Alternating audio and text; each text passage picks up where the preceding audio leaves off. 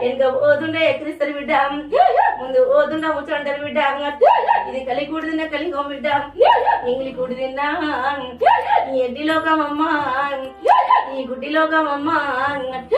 మరి పేరు చెప్పే నా మౌరాల ఎల్లు, ఇక శివునికి నువ్వు ఓ చిన్న బిడ్డ ఆదిశక్తివే అమ్మవారివే, పతి పువ్వుల పుట్టి నా పరమజ్యోతి బయలుల్లాల బిడ్డ.